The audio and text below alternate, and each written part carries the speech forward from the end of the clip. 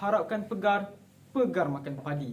Tanggal 23 Februari 2023, tarikh berlakunya kembali kes sumbang mahram antara abang dan adik. Assalamualaikum warahmatullahi wabarakatuh dan salam perpaduan saya titipkan kepada semua. Yang saya hormati saudari pengerusi majlis, kombinasi intelektual, kehakiman berintegriti, rakan-rakan seperjuangan yang cukup berkredibiliti. Seterusnya, warga dewan yang dekat di hati.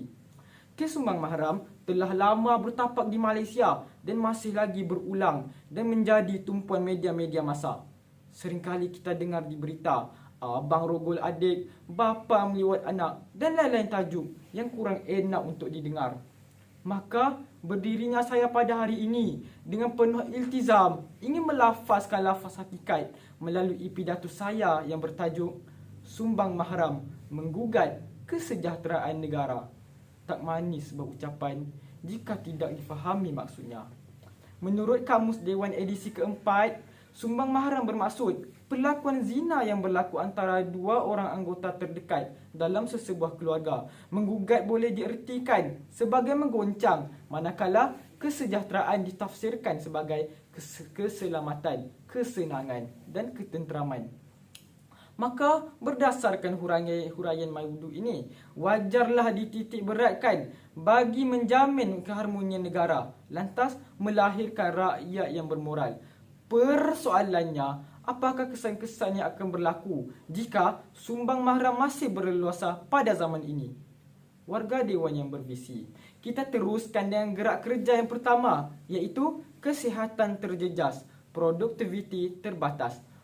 Umum mengetahui bahawa sumbang mahram mendatangkan banyak impak negatif kepada kesihatan individu seseorang. Kesihatan ibarat wang. Kita tidak pernah menyedari akan nilainya sehingga kita kehilangannya. Kata-kata yang pernah diungkapkan oleh Josh Billing ini memberikan maksud yang sangat mendalam. Hadirin hadirat, bayangkan jika kita tidak mampu untuk melakukan segala aktiviti termasuklah hobi kita disebabkan oleh masalah kesihatan. Tamsilnya, seorang murid yang tidak dapat menghabiskan sesi persekolahan kerana terlantar di hospital berbulan-bulan lamanya. Adakah anda mahu perkara ini berlaku juga kepada persekitaran anda? Hadirin sekalian, sesungguhnya kesihatan bukan sahaja meliputi kesihatan fizikal, malah meliputi kesihatan minda dan tingkah laku seseorang. Bagi sudut kesihatan fizikal, My Health Government telah mengeluarkan kenyataan bahawa mangsa akan mengalami kegatalan di bahagian kemaluan, sakit ketika membuang air kecil, keluar lelehan di bahagian faraj atau zakar, penyakit kelamin atau lebih parah lagi, kehamilan luar nikah. Manakala dari segi psikologi, mangsa akan kerap menangis dan mengalami kesedihan melampau, ketakutan melampau tanpa sebab munasabah serta mempunyai tahap keyakinan yang rendah. Berdasarkan wacana demikian, jelaslah bahawa sumbang mahram akan menjejaskan produktiviti seseorang sekaligus menggugat kesejahteraan negara. Saya ajukan satu soalan kepada anda semua. Adakah anda mahu keluarga anda mengalami penyakit-penyakit tersebut? Anda jawab.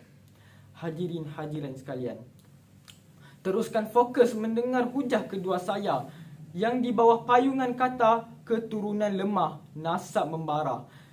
Hubungan sumbang mahram diketahui berpotensi tinggi menghasilkan keturunan yang secara biologinya lemah, baik fizikal, baik mental, atau bahkan lebih berbahaya, membawa maut. Mari bersama-sama kita lihat sejarah Eropah tentang keluarga di Raja Habsburg yang mengamalkan sumbang mahram yang kononnya demi menjaga reputasi dan kedudukan tahta.